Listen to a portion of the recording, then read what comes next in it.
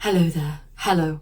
I have to confess something. I'm a theatre kid. Yes, I'm sure it's all very surprising. I took performing arts for my GCSEs and everything. And, well, during that time, I was fortunate that my teachers wanted us to be well educated by taking us to see the greats whenever possible, like Guys and Dolls, Oklahoma, Cabaret. I saw Will Young as the MC, yes. And some of these were at local theatres, others big national touring productions, but the greatest and best of all of these was the time that I went to see Sweeney Todd at the Royal Exchange in Manchester. And of all the If I Had a Time Machine shows out there that I wish I could see or see again, this version of Sweeney is up in the annals. It sits high. So, step into the time machine with me now, dear viewer, and let me set the dial to November of 2013 so I can tell you all about James Brining's version of Stephen Sondheim's Sweeney Todd, the demon barber of Fleet Street. The version of the show that I saw at the Exchange was the second mounting with this particular cast, as Brining had developed the production at the West Yorkshire Playhouse in Leeds in partnership with the Exchange, as well as building upon a previous production directed by Brining at Dundee Rep in 2010. And being that as it is, I'm going to show you photographs from the West Yorkshire Playhouse version as well as the Exchange, just because there's more photos from the West Yorkshire production, but it's the same cast and the same costumes, the same director and everything. It's just that when it came time to move on to our second location, Brining just had to rework it just a little bit. Designer Colin Richmond had to sacrifice just a small portion of the set in order to cram the streets of London into the little circular space available in Manchester. See, the Royal Exchange is in the round, and I like it very much. As a small theatre in the round, it kind of gives everybody a pretty good view, and you're not ever like hundreds of feet up staring at an actor the size of an ant, like can sometimes happen when you go to those really, really big theatres. I remember sitting on, I think, the second level up, front row. Below me, I had a view very much like this blogger, English Rose from Manchester, who took photos of the pre-show, thank goodness, which I remember was a haunting tableau of people milling around, looking sort of vacant and haunted, to a skipping recording of the song Close to You, the Carpenter's version. This pre-show section was supposed to evoke quite a ghoulish psychiatric hospital, which we'll visit later in the story anyway. You'll notice, of course, that there are some tracks running right through the stage on the floor, and that's how the barber chair goes in and out, sliding Todd's bloodied victims away in full view, since we don't have a multi-level stage like most productions of this show do. So shall we open our programme? Let's get to know the cast, the very cast that 16-year-old Loren looked down upon with wonder from their second-level seat. Mrs. Lovett was played by Gillian Bevan, Sweeney Todd, David Birrell, Beggar Woman, Barbara Drennan, Judge Turpin, John Gallagher, Anthony Hope, Michael Peavoy, Joanna Barker, Neve Perry, Beadle Bamford, Sevan Stephan, Tobias Ragg, Ben Stott, Adolfo Pirelli, Sebastian Torquia, and Jason Broderick, Ian Caddick, Eleanor Fanyinka, Joshua Manning, Abiola Ogunbiyi, and Karina Powlesland make up the ensemble. Okay, the pre-show's ending. Everybody, we're going to get into our seats and we're moving into the show proper. You'll notice that the setting is not Victorian England in this staging, as is usual, but instead something like the 1980s, the Thatcher era specifically, according to director James Brining, and all the horrors that that time period and particular Prime Minister invokes. In an interview, Brining says that he chose to move the time setting because... I think the problem with the top hats and the frock coats is that it can make the thing feel distant from us. And I think what's sometimes done brilliantly is to make the piece about politics with a small p in a very contemporary way. He wanted it to speak to a more modern audience and said, I don't want people to come and think this is a representation of Britain 150 years ago, because I think the themes and the strands of the story are as much a part of life now as they were then. So I guess he was really just digging on that retro vibe. It's like modern enough, but he wanted some visual spice. Let me remind you that this was staged in the 2010s, so I guess he just wasn't keen on the idea of all the characters dressed in like Urban Outfitters and Hollister. Let's attend the tale then, and look at Sweeney properly. In the Ballad of Sweeney Todd, he's described like this: his skin was pale and his eye was odd, and I love that they went to the effort of giving actor David Birrell this one black contact lens. We love details. And Todd, at the start of the story, has made his return to London with a young sailor, Anthony Hope, who's all big smiles and himbo energy. I remember this actor, Michael Peavoy, he really just absolutely beamed with that himbo energy. And because he's a sailor, he had on one of those little hipsterish knitted fisherman caps. house. They encounter the beggar woman, who's costumed in obviously dated hippie-type clothing with the turquoise Stevie Nicks beads and a macrame bag. Great details here. She's all dirty, showing how hard up her situation is, as well as maybe suggesting the time period that she's stuck in. The time that something might have, happened to her that she can't move on from. But don't worry about that.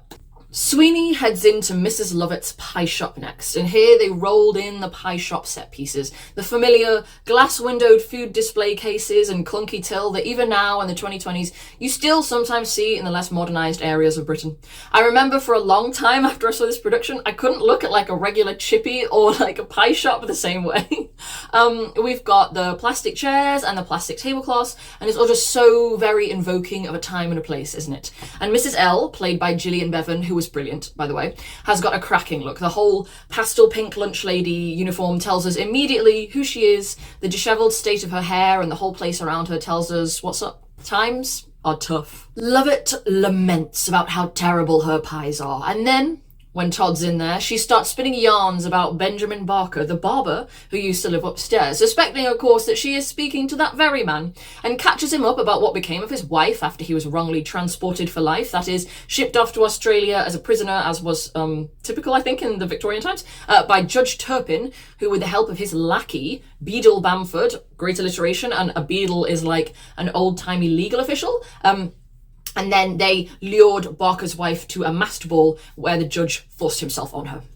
Now, this scene, I remember thinking it was staged in such a cool way. The ensemble were wearing more groovy flashback costumes like 1960s, we're at the club, Austin Powers type stuff, and these frightening V for Vendetta looking masks. They had similar creepy masks in the Dundee rep incarnation, but I remember that the outfits were a lot more colourful than this from Dundee. The company were like up on tables, gyrating around while coloured psychedelic lights swirled, invoking like a bad trip for poor Miss Lucy. And tragically, there were no production photos of the scene, but we can at least see the choreography for the scene in this rehearsal footage, where Lucy is played by the same actress who we'll see later playing Joanna.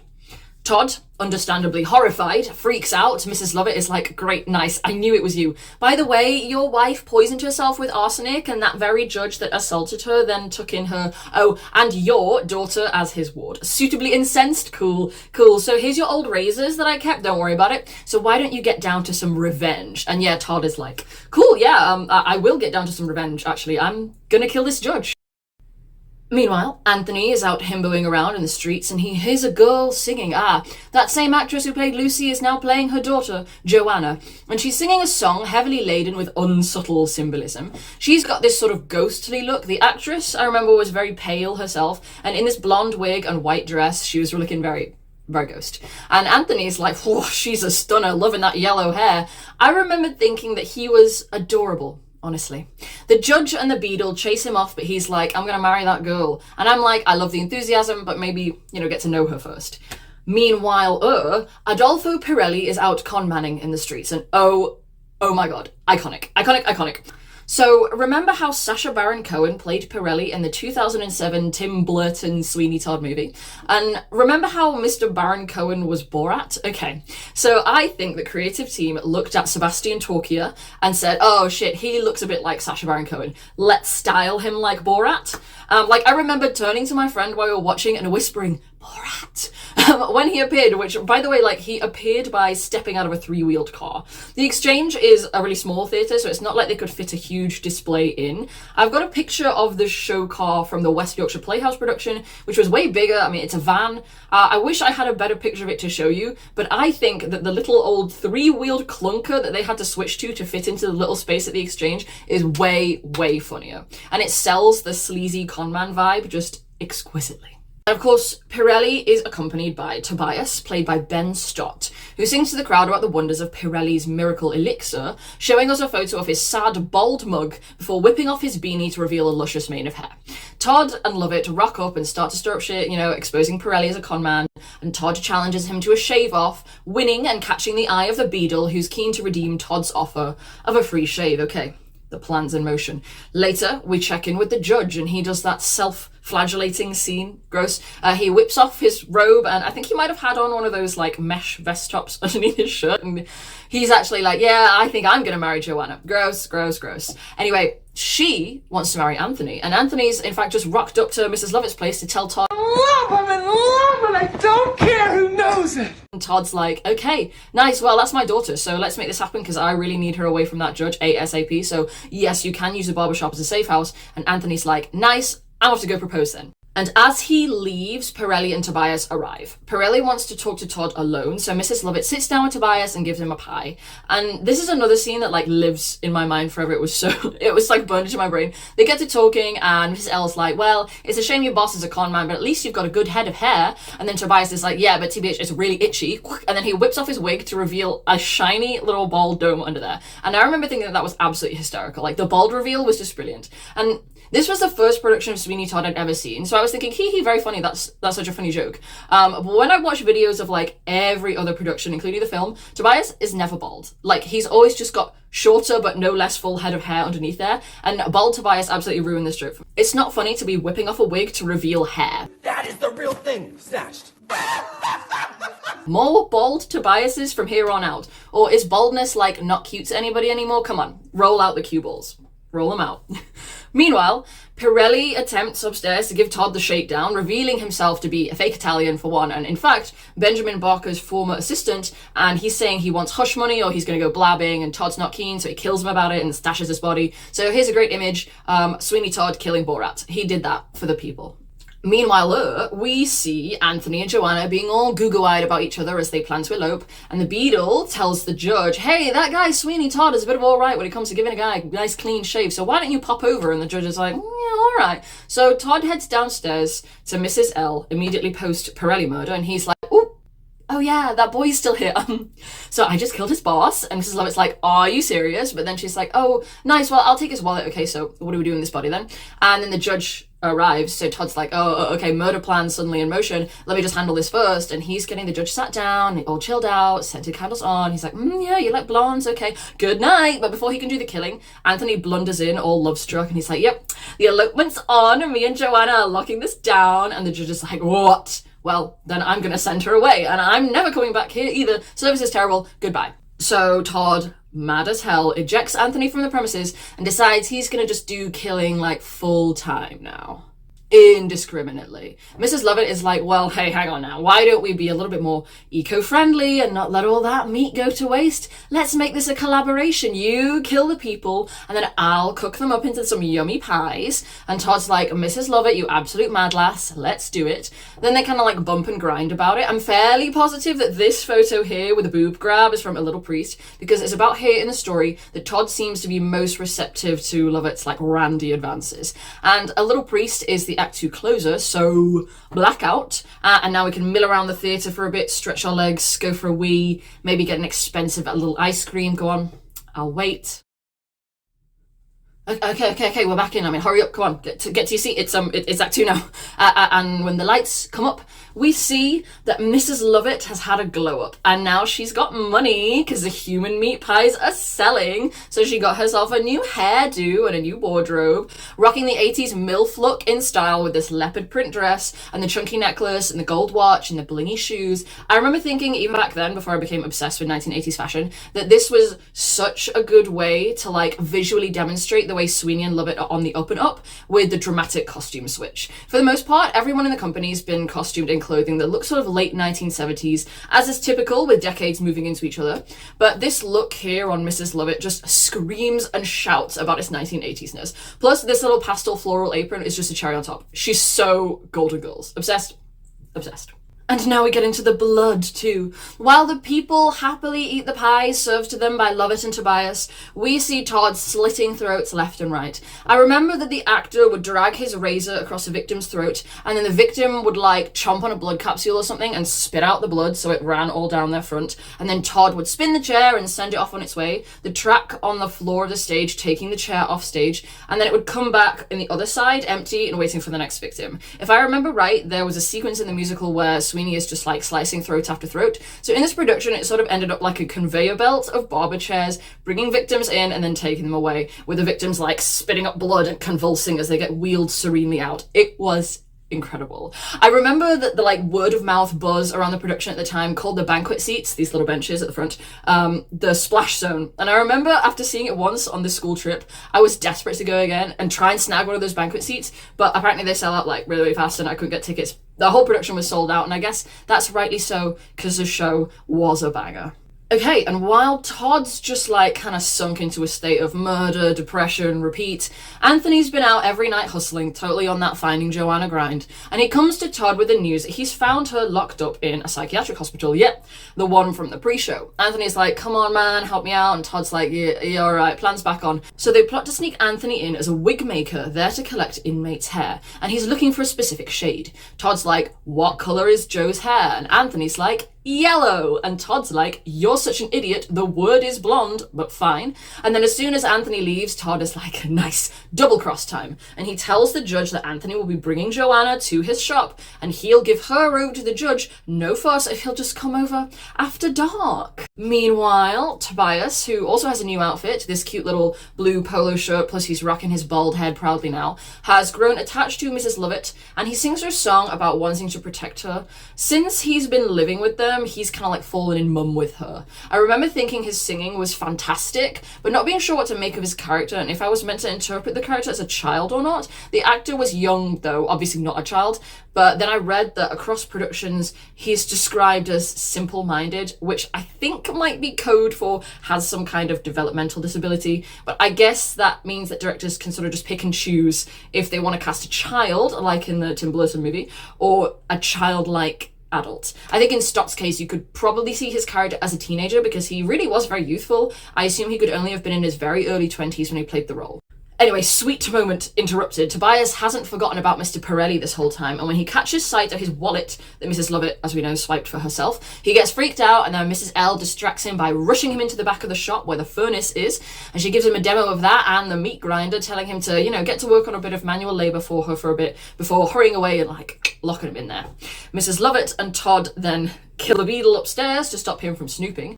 And then Tobias, just taking a little break from all the manual labour, discovers human pieces in a pie that he's been snacking on, and then he gets hit with the double whammy of the beetle's body sliding into the room, so he absolutely flips his lid and flees. I remember being absolutely distraught on his behalf during the scene, actually. Justice for Tobias, my lad did nothing wrong. Lovett tells Todd, ooh, Toby knows about all the murder and the human pies, and so they're like, damn, guess we have to kill him too. Devastating. Then Anthony, over at the psych hospital, breaks Joanna out, and he dresses her up in some of his clothes to disguise her when you match with Boo and all that. He brings her to the barber shop, but Todd and Lovett are out on a Toby hunt, so Anthony tells her to wait for him there while he goes to arrange transport for them. Not wise, because the beggar woman then wanders in, so Joanna hides, and Todd finds Miss Beggar Woman in there, getting a bit like, oh, haven't I been here before? Don't I know you, mister? But Todd is like, no, you have to leave. And then he hears the judge banging on the door outside, so he's like, oh, okay, damn, I guess I have to kill this woman too. So he hits her with a slicey slice and sends her body away in the barber chair, just as old Judgy comes back in. Sweeney now finally gets his revenge, allowing the judge to recognize him before he slits his throat, and then, whew, job done. And then he's like, oh, oops, I still need to kill Tobias. So he gets halfway out of the room before he remembers he needs his trusty murder weapon, but lo and behold, there's Joanna. Not recognizing her while she's in boy drag, Todd is like, all right, murder time yet again. But he gets distracted by Mrs. Lovett having a struggle with the not quite dead yet judge downstairs, so he scurries off. It's really just a terrible day all around. Okay, and then this is where the devastation all really starts coming to a head.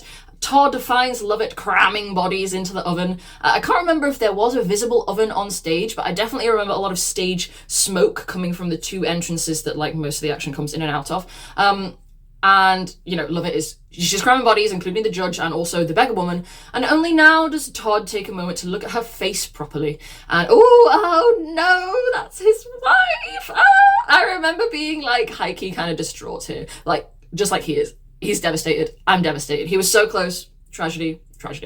Then he turns on Mrs. Lovett, oh my god, you crazy lying bitch. You knew she was alive, didn't you? And she's all, well, actually, I never specifically said that she died or anything, just that she took the poison. And anyway, I could be a better wife to you and all, because I'm not afflicted with, grief and poison-induced madness. And Todd is like, Okay, you know what, Queen? You're so right. I now see that you're my ideal partner, so let's do this thing. And then he draws her into a dance that he ends with a dip right into the furnace. Slay, literally. And then, this was like the most horrifying, most bone-chilling moment of the show for 16-year-old me. Todd is back to like sobbing over his dead wife. Damn. And then out of the smoke screen, Tobias comes staggering out, covered in flour and blood. Like masses of it, head to toe, all over his face and completely covering his arms, mumbling nursery rhymes and just totally like off his rocker. I remember the image seeming so visceral and dramatic, and I was absolutely loving it. Frothing at the mouth about my boy. Mr. Ben Stott acted his face off here. Anyway, bloodied as he already is, he then offs Mr. Todd, perpetuating the cycle of violence and feeding him into the big meat grinder tragedy of it all too. Love it. Love it. And that was Sweeney Todd at the Exchange. I can't remember how they staged the finale. I reckon everybody probably just came back out and sang out at us, the circular audience, like they usually do in most productions of Sweeney Todd. I remember being damn impressed with how such a small cast in such a little space could sound so resonant and dramatic and chilling, and that was probably a testament to their skill as well as, of course, to Sondheim's work. Director James Brining ended up mounting this work a few more times in the years after, notably in 2015 at the Welsh National Opera, and then also in Brussels in 2016 and Denmark in 2019. And in all of these productions, they share the same costuming and staging as each other. Personally, I don't like the look of them visually very much. All the stages look so cavernously large compared to the intimacy of the Exchange's little 700-seater, but maybe I just prefer the Exchange because it was the first place I saw it, and I have incurable first production I saw live bias. But the fact that the director put it on so much, I don't know. I'm always holding on for the day that he brings it back to England. Do you hear me, James? Please bring it back. All right, that's it. So ends my theatre time machine. Thank you very much for watching this video. If you enjoyed it, why not try hitting the like button? I've never asked before, but I thought maybe I'd just ask this time. Like? Yeah. Thank you for watching. If you made it this far, thank you. You will see me again if there is another one. Goodbye!